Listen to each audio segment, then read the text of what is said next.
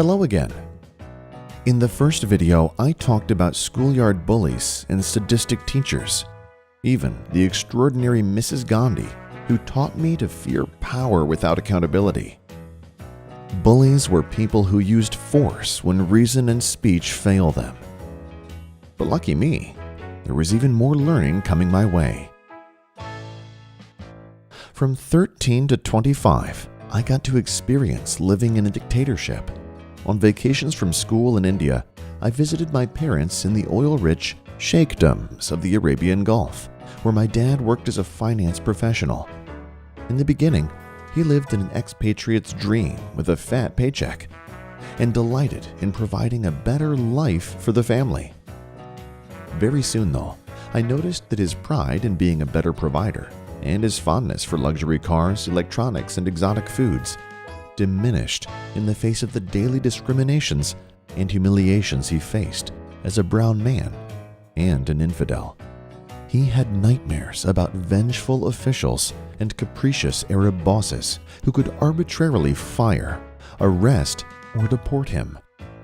A once confident man who had routinely driven his family in rickety cars across potholed Indian roads, he was now petrified of breaking down on world-class highways where being brown was an invitation for harassment or even violence. He went from being an enthusiastic expatriate to feeling like an unwanted interloper once he realized that being brown, a non-Muslim, and a foreigner meant that he had absolutely no rights. These experiences made me think hard about rule of law and universal human rights. I wondered how these countries could discriminate against colored people and women so blatantly, often paying them a fraction of what white folk and local Muslims got. I wondered how they got away with keeping construction workers in subhuman conditions and abused domestic workers. I wondered what kind of a society it was where the powerful took whatever they fancied, and if a local Arab rear-ended your car, you paid the fine or were arrested. By the time I was 25, I understood what life in the Middle Ages, before Enlightenment and democracy, might have looked like. Here, then, are the lessons that I learned at my father's expense. 1.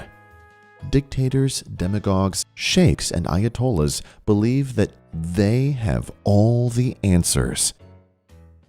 2. If you live in one of these countries, try not to piss them or any of their friends and family off. 3. People in power are terrified of open and free societies and often contemptuous of democracy. 4. In these societies, wealth, race, sex, and religion are the only things that define you. 5. Many folks seem to be willing to give up their human rights as long as they can get a great job, car, house, and a good education for their kids. 6. Oh, and dictatorships sometimes do a great job at keeping streets safe and clean. So here's my question for today.